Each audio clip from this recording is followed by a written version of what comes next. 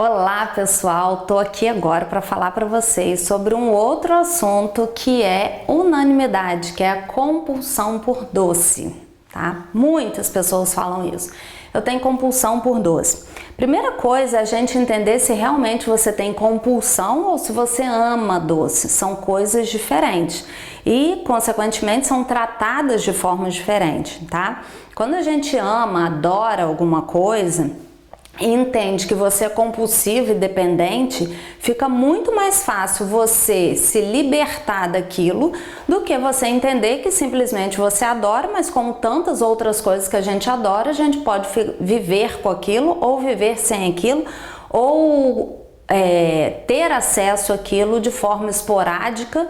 Enfim, ter uma escolha e não ter uma dependência daquilo. Você escolhe em que momento você tem acesso e não se sentir dependente, se sentir escravo daquela situação, tá? Parece uma coisa pesada, né, falar dessa forma, mas isso é real. Tem pessoas que se sentem escravizadas por esse consumo excessivo e cotidiano de doces. E isso, além de trazer consequências ruins para o corpo, traz consequências ruins para a cabeça também. Porque se você se sente dependente do doce, provavelmente você vai se sentir dependente também de outros alimentos que você ama e que, se você ingerir de forma muito cotidiana, isso vai trazer consequências ruins para o seu corpo e para o seu peso. Então, assim, excesso de doce para o peso, para o corpo, para o funcionamento dos nossos órgãos não é legal. Podemos comer doce? Podemos. Eu amo doce. Se alguém me disser algum dia que eu não vou poder mais comer doce, eu nem sei. Porque eu amo, eu como, mas eu como na hora que eu quero, na hora que eu acho mais adequada. E eu vou ensinar vocês a fazer isso também em 10 passos, tá bom? Primeiro passo é o seguinte, é o hábito, tá? Então vamos aqui no hábito. Não crie hábito de comer doce, não se permita criar esse hábito. Por quê? Se você mecaniza essa atitude, se você condiciona a sua mente a comer doce todo dia, um docinho depois do almoço, um docinho à tarde, todos os dias você vai voltar àquele comportamento, porque o nosso cérebro, a nossa mente, ele funciona de uma forma para economizar energia pra gente, né? Eu tô movimentando aqui, por exemplo, as minhas mãos, eu não preciso pensar de que forma eu vou fazer isso, porque naturalmente a gente sabe como é que mexe a mão, como é que risca aqui, como é que escreve, escova o dente, toma banho, enfim, a gente vai... em algum momento a gente aprende a fazer as coisas e depois o nosso corpo, a nossa mente automatiza aquelas atitudes, né? E com o hábito alimentar não é diferente. Se você acostumar o seu corpo, a sua mente a te pedir doce todos os dias, a consumir um doce depois do almoço, vai ser assim um reflexo condicionado. Você vai terminar de almoçar, já vai vir na sua mente. E o doce? Então não crie hábito de comer doce, independente de ser com adoçante, com açúcar de coco, adoçado com tâmara, o que quer que seja. São doces mais saudáveis, mas não devem virar hábito, ok? Então tem vontade de comer um doce depois do almoço? Come uma fruta mais doce, uma laranja, melancia, uva, melão. Então coma uma fruta, porque 80% da vontade vai passar, tá? Agora, vamos supor que você já tem o hábito, né? Você vai dizer, Raquel, agora já era, já tô habituado a comer doce. Então, a gente vai pensar em outras estratégias, tá? Quando você comer um doce, não no hábito, tá? Quando você tiver vontade de comer doce e essa vontade for esporádica, coma o doce sem culpa, tá?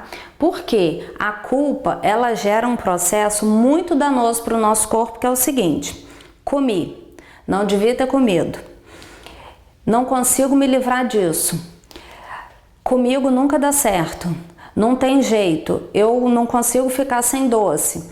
Então, quanto menos você tiver poder de escolha, mais você relaxa e dá poder para aquela situação. Já que você não consegue mesmo se livrar daquilo, para que se esforçar e fazer diferente?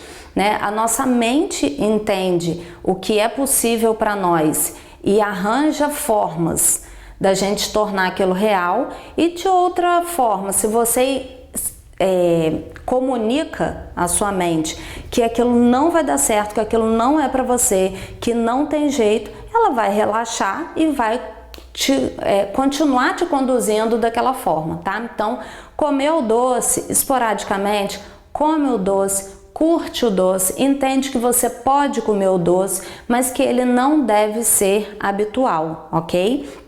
Então, você não deve criar o hábito de comer doce, mas quando você comer o doce esporadicamente, como um doce que você ama, coma com muito prazer, saboreie, passa aquele doce na sua língua, pensa, meu Deus, que delícia, que doce gostoso. Não tenha culpa, ok?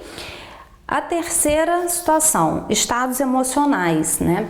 As pessoas falam muito assim, hoje eu estava muito aborrecido, cheguei em casa muito chateada, ou eu estava muito estressada, o dia foi muito cansativo, muito pilhado, e eu cheguei em casa, eu precisava comer um doce. Não, você precisava de descanso, você precisava de uma massagem, você precisava chorar, você precisava de um consolo, de um abraço, de um carinho, né? Você não precisava do doce. Só que talvez há muitos anos ou desde a sua infância você entendeu que o doce era um prêmio. Se você está chateada, se você está privada de alguma coisa, se você está pressionada, você entende que o doce ou o chocolate te presenteia. Então, se é essa informação que o seu cérebro conhece, ele vai continuar te fazendo comer o doce. Então, o que você tem que fazer quando você está nessa situação aqui? Você precisa mostrar para sua mente que existem outras formas de te dar prazer, de te deixar relaxada, de te acalentar, tá? Então, quando vier automaticamente na sua mente a única forma que você ensinou ela a reagir, que é comendo doce, você vai mostrar para ela que tem uma outra maneira de resolver aquilo, tá? Então, um exemplo, cheguei em casa, me aborreci, tô com muita vontade de comer, atacar uma caixa de chocolate. O que você vai fazer? Não, eu vou ligar para uma amiga que tem sempre uma palavra legal para mim. Tô muito pilhada, eu tô estressada, eu tô irritada, eu vou pedir licença a todo mundo da minha casa e falar, olha só, me deixa quieta aqui no quarto, eu preciso relaxar um pouco, vou tomar um banho, vou botar minhas pernas para cima, vou ouvir uma música, eu não quero ser incomodada. Eu tô muito nervosa, eu tô com medo, eu tô insegura. O que eu vou fazer? Eu vou procurar me alimentar espiritualmente. Se você é de ler Bíblia, leia uma Bíblia, ouça um louvor, leia um livro que traz palavras que mexam com você profundamente, te façam se sentir mais segura. Então mostre para sua mente que existem outras formas de você chegar naquela recompensa, porque a nossa mente funciona desse jeito. A gente tem um gatilho e a gente quer chegar numa recompensa. Entre o gatilho e a recompensa existe uma ação. E se a única forma de agir que o seu cérebro conhece é comendo doce, automaticamente ele vai te pedir isso sempre, mas você precisa criar um novo hábito. E isso daqui, num primeiro momento, é um novo trabalho para você, assim como foi para você aprender a andar de bicicleta, aprender a dirigir, mas depois virou normal, né? Automático. Você dirige de olhos fechados. Enfim, então no início vai ser um trabalho de criação de um novo hábito e de desconstrução do hábito anterior de se sentir triste, frustrado, chateado, irritado e buscar o doce. Mas depois que esse hábito estiver desconstruído, você criar um novo hábito, isso vai ser automático para você. Isso não vai ser mais doloroso, você não vai mais buscar o doce. Isso é maravilhoso, é libertador. Vocês precisam colocar isso em prática, tá? Agora eu vou falar para vocês sobre uma outra questão que não é tão ligada à questão emocional, é uma questão mais prática. O que acontece? escolher alimentos de índice glicêmico baixo. Índice glicêmico é a capacidade que um alimento tem de aumentar a nossa glicemia. E quando a gente tem um aumento da glicemia, pessoas que não são diabéticas, acontece de que forma? A glicose chega no sangue, vai uma sinalização para o pâncreas, vamos colocar aqui, pâncreas, para produzir insulina, tá? Então o pâncreas vai produzir insulina. A insulina na corrente sanguínea vai jogar a glicose lá embaixo.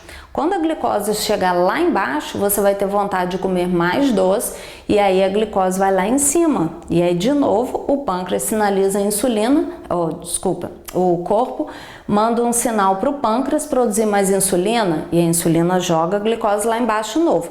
Então a pessoa fica o dia inteiro nesse looping. Glicose lá em cima, insulina joga a glicose lá embaixo. Você tem vontade de comer de novo alimentos para aumentar a sua glicose. Glicose lá em cima, lá embaixo, lá em cima, lá embaixo. Então, as pessoas que fazem esse pico de glicemia o dia inteiro são pessoas que têm mais vontade de comer doce e não só doce, mas carboidratos simples também. Pão, biscoito, bolo, torrada. Então, quais são os alimentos de índice glicêmico mais baixo? São os alimentos que têm fibra, por exemplo, né, o pão integral, o arroz integral. O biscoito integral, ele não tem um índice glicêmico muito baixo, porque se ele tiver muita fibra, ele fica muito endurecido. E aí, para o consumo não fica legal. Então, o biscoito mesmo integral, ele tem um índice glicêmico relativamente alto. Não é uma boa opção, tá? Então, a gente vai substituir também esses biscoitos, por exemplo, por fruta. A banana, que é uma fruta que tem índice glicêmico alto, a gente tem uma estratégia para diminuir o índice glicêmico dela, colocando aveia, ou chia, ou linhaça, ou fazendo, por exemplo, uma crepioca, onde você mistura banana com ovo.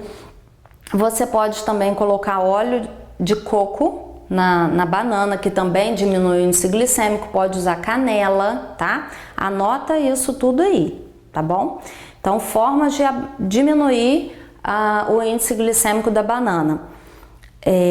Óleo de coco, canela, ovo, né? Fazendo uma crepioca, alguma fibra, tipo aveia, linhaça, amaranto, chia, tá? Essas são formas de diminuir o índice glicêmico da banana. Nunca colocar banana, por exemplo, com mel ou banana na tapioca, não é uma boa opção. A tapioca também anota essa.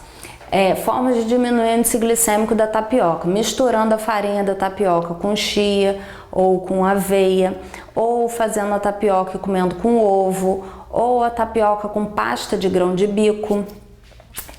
A gente também pode usar a tapioca com pasta de amendoim. Então, são formas de diminuir o índice glicêmico da tapioca, tá? Então, voltando aqui nesse item 4.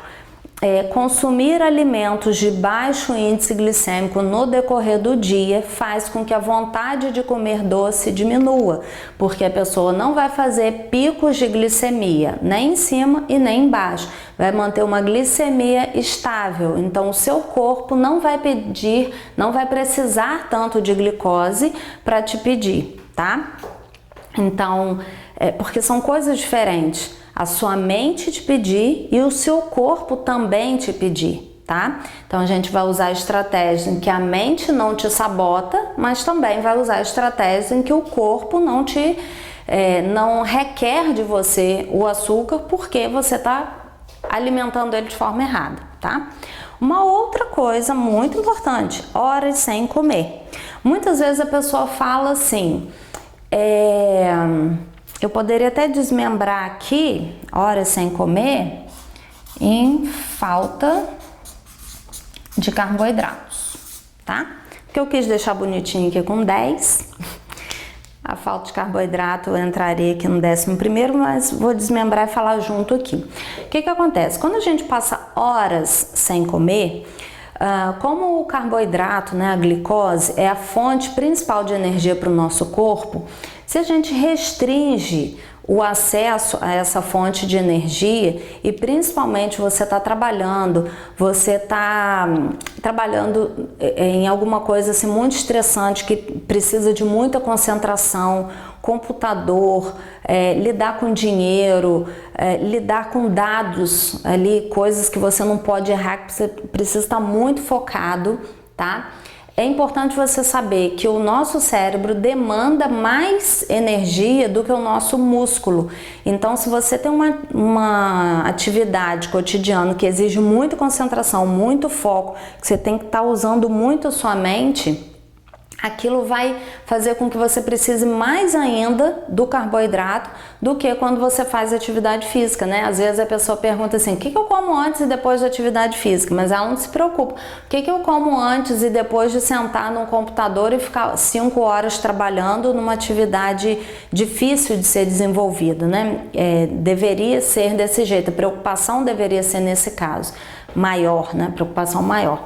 Então, se você passa horas sem comer, se você passa horas sem fornecer para o seu corpo a fonte de nutrientes que ele precisa, o que vai acontecer? Ele vai te pedir. E muitas vezes ele vai te pedir na forma de doce, tá? Isso acontece também nas pessoas que não ingerem carboidrato de forma adequada. Às vezes a pessoa acorda super disposta a emagrecer, carboidrato engorda, aquela pessoa que tem a carbofobia, né? Não, de manhã eu vou comer só ovo, vou comer um abacate, vou tomar um iogurte, ou não vou comer nada. Na hora do almoço ela come verdura, legumes, aquele franguinho básico, né? Legumes grelhados, legumes cozidos com frango grelhado. E aí falta carboidrato no almoço. À tarde ela tá trabalhando alucinadamente ou envolvida com atividades do cotidiano e não se alimenta, e quando chega à noite a pessoa está desesperada para comer um carboidrato ou um doce. Então isso daqui é comum. Então muitas pessoas também que precisam de um docinho depois do almoço é porque não ingeriram carboidrato de manhã ou não ingerem carboidrato de forma adequada no decorrer do dia, e o corpo te pede, porque ele precisa desse açúcar para ter energia, tá? Eu vou dar um exemplo para vocês de uma situação que aconteceu comigo.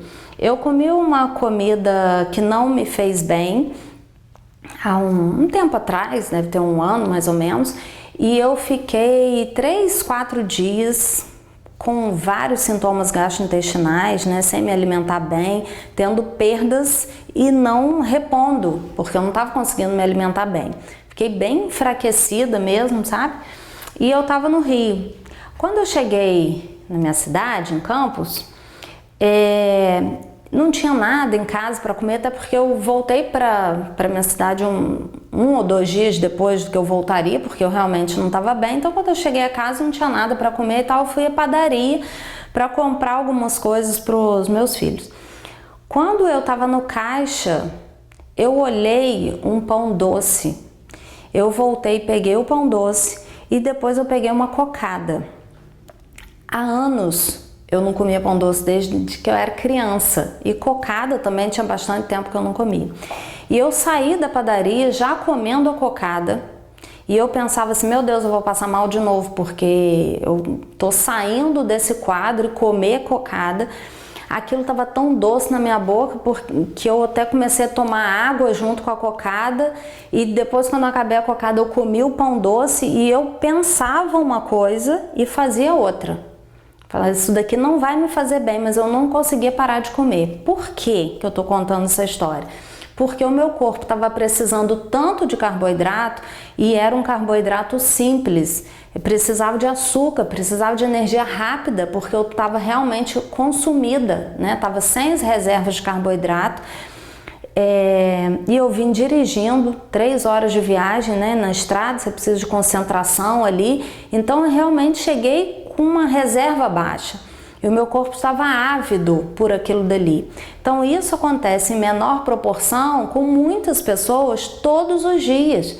elas ingerem menos carboidrato do que precisa ou ficam muitas horas sem se alimentar e o corpo vai pedindo doce para repor o que precisa, tá? Então precisa ficar atento nessa questão aqui.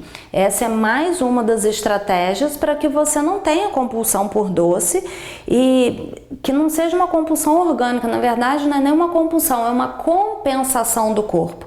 O corpo está te pedindo as contas por uma coisa que você não está fazendo da forma correta, ok? Uma outra questão, fazer atividade física num período muito longo sem se alimentar. Tem pessoas que perguntam se é certo fazer atividade física em jejum ou não.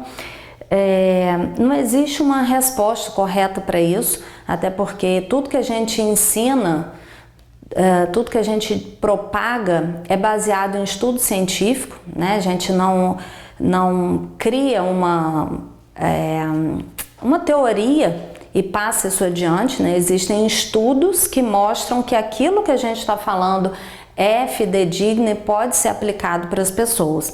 Então não existem estudos mostrando, não existe consenso na verdade, porque existem estudos mostrando benefício ao se alimentar antes da atividade física e outros mostrando benefício também no jejum. E isso se aplica melhor dependendo da pessoa. Eu, por exemplo, faço atividade física em jejum e fico bem até 1 hora. Outras pessoas não conseguem fazer nem isso sem se alimentar. Então depende de uma pessoa para outra. Mas o que acontece? Se a gente faz uma atividade física muito vigorosa ou muito longa sem se alimentar adequadamente, isso pode trazer um reflexo de necessidade para o corpo de carboidratos, né, da fonte de energia principal dele. E isso pode ser na forma de açúcar, né, de doce, de carboidrato simples.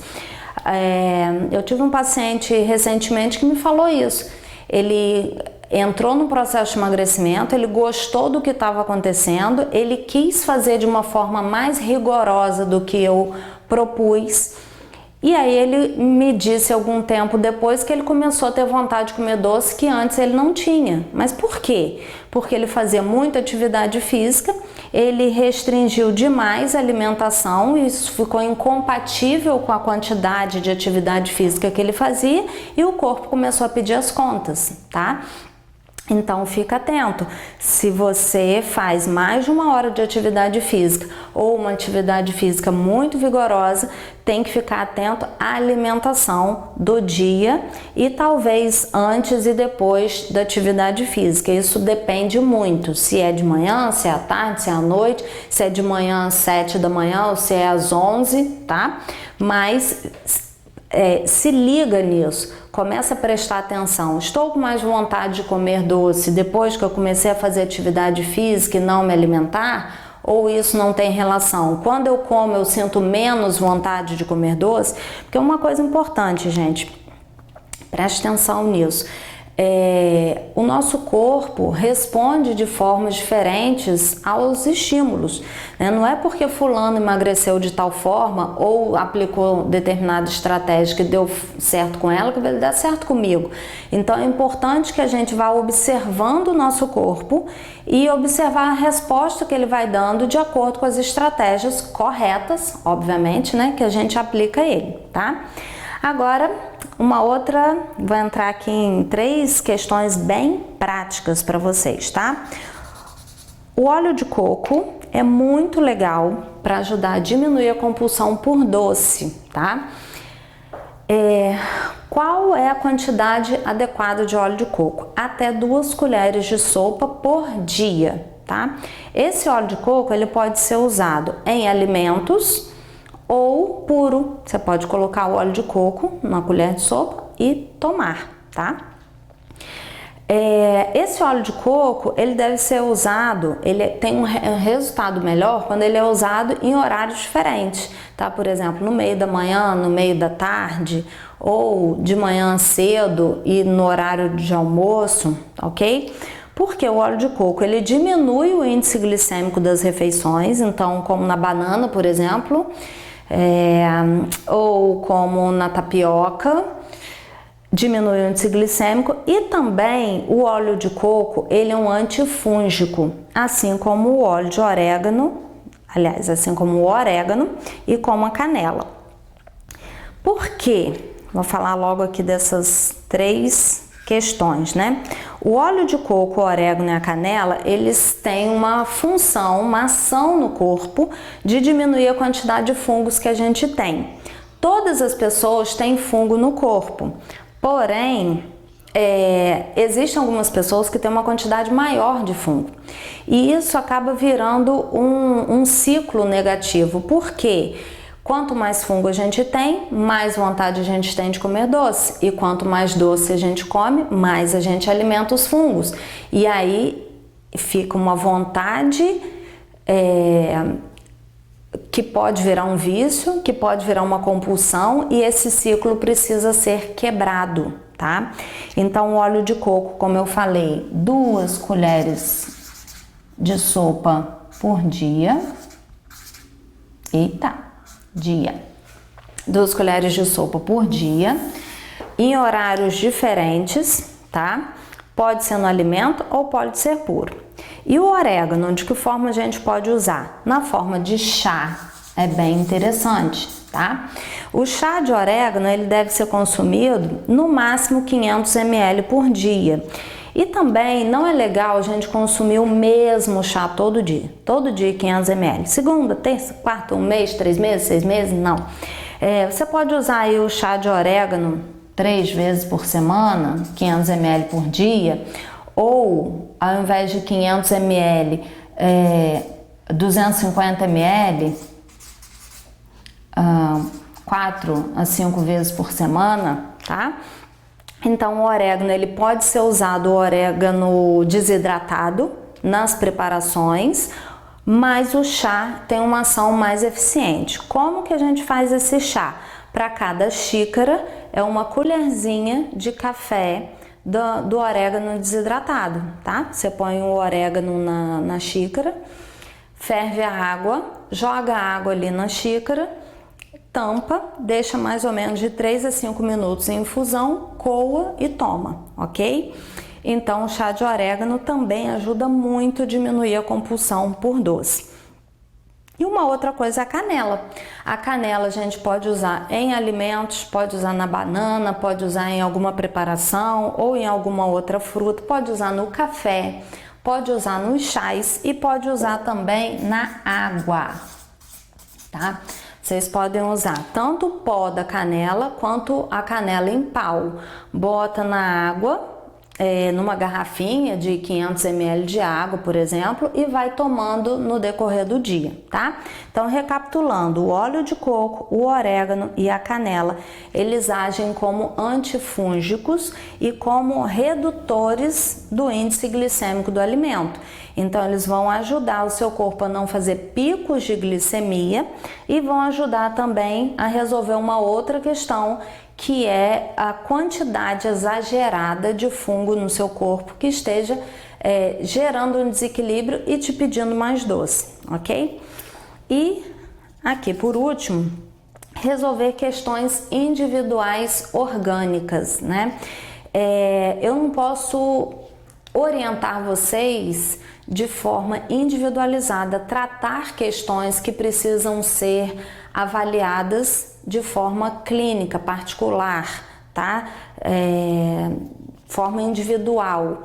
Então, por exemplo, se uma pessoa tem aumento de fungo, uma forma natural de tratar é usar um desses 3 aqui que eu falei para vocês. O óleo de orégano, o óleo de coco, o orégano, que pode ser na forma de chá ou nos alimentos, e a canela, que pode estar na água ou nos alimentos. Então, essas são formas naturais de tratar. Porém, se a gente precisa entrar com uma suplementação ou mesmo o médico precisa tratar com medicamentos, isso precisa ser feito de forma individualizada. Então, se as estratégias naturais não surtem o efeito desejado, a gente precisa procurar um profissional para que ele trate de forma individualizada e mais incisiva, ok? Uma outra questão também é a disbiose. O que é disbiose? É o desequilíbrio entre as bactérias boas e ruins. Eu falei para vocês que a gente tem fungos no nosso intestino, né, no nosso organismo, Só que esses fungos, quando ficam em quantidade exacerbada, trazem prejuízo para a gente. Inclusive, esses fungos, quando em quantidade muito grande, eles migram para outras partes do corpo. Então a pessoa pode ter fungo na pele, pode ter fungo na língua, pode ter candidíase de repetição, pode ter micose na unha, tá? Então esses são alguns indícios de que você pode ter uma quantidade maior de fungo do que deveria. E a disbiose é um desequilíbrio que também está ligado a essa questão dos fungos, só que um desequilíbrio de bactérias boas e ruins, tá?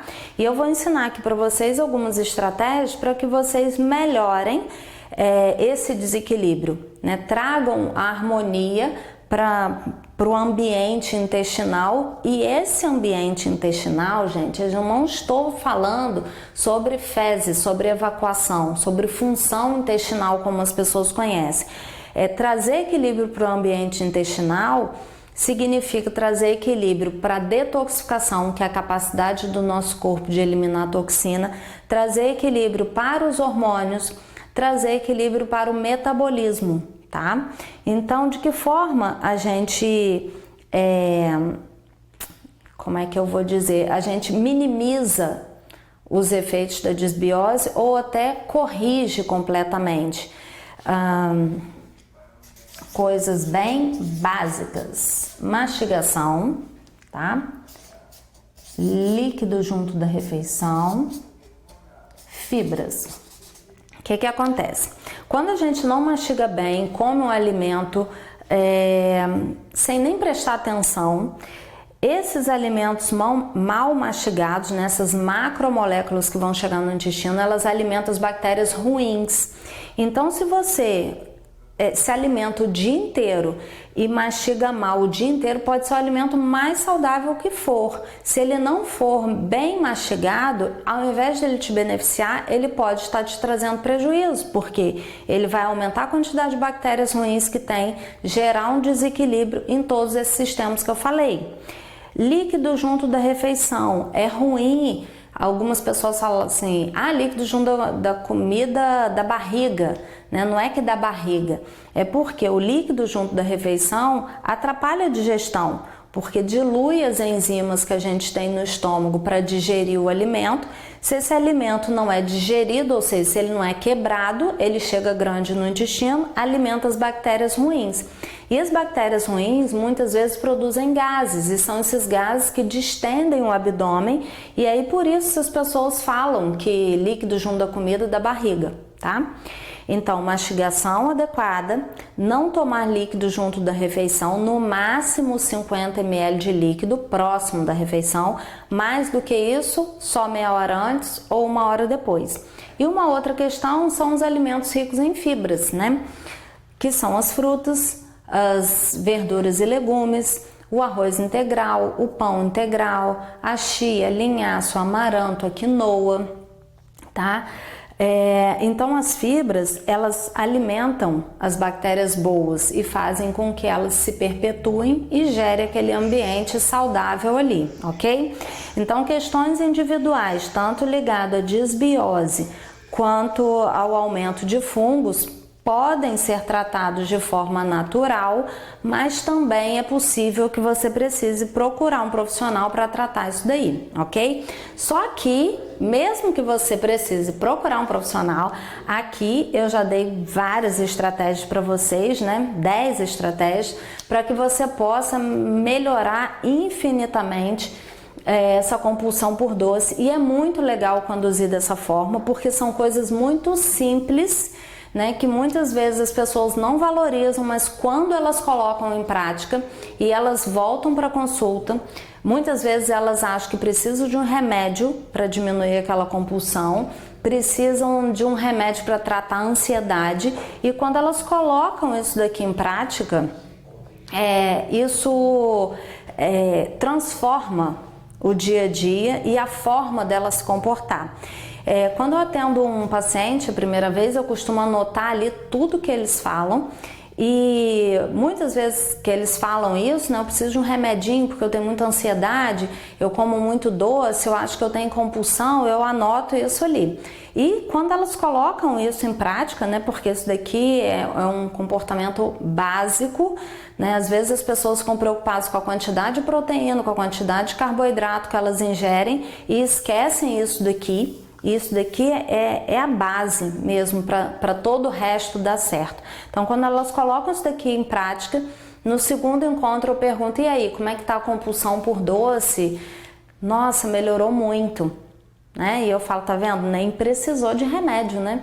Então, muitas vezes não é uma compulsão, é uma série de comportamentos errados que levam a resultados indesejados, tá? Então vamos recapitular aqui. Então, não criar hábito por doce, né?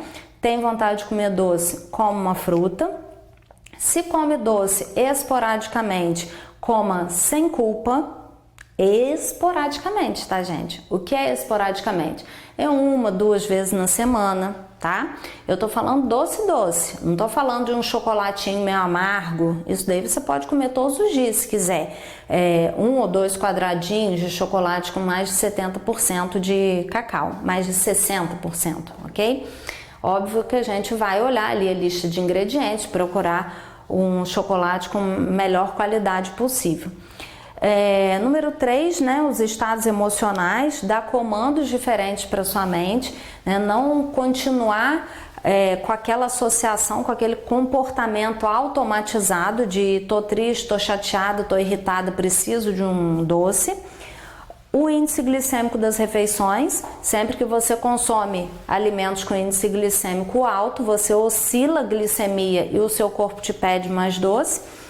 Passar muitas horas sem comer ou comer pouco carboidrato, isso faz com que seu corpo precise do doce para trazer energia para ele. Fazer muita atividade física, seja em tempo ou intensidade, sem alimentos de forma adequada, também faz com que o corpo precise de energia. 3, alimentos que influenciam beneficamente no índice glicêmico e no tratamento do fungo, óleo de coco, orégano e canela, e tratar questões individuais caso seja necessário, né? Não deixar de tratar uma possível desbiose, um possível desequilíbrio com uma mastigação adequada, não ingestão de líquido junto da refeição e uma ingestão adequada de fibras. Tá bom? Então esse vídeo foi para falar dessas 10 estratégias extremamente eficazes para curar, para acabar com essa história de compulsão por doce, ok? Se você tiver gostado desse vídeo, indica para suas amigas, indica para pessoas que têm esse mesmo discurso que você, que ama doce, que é compulsiva por doce, e assista os próximos que eu vou estar sempre aqui dando dicas muito legais para vocês.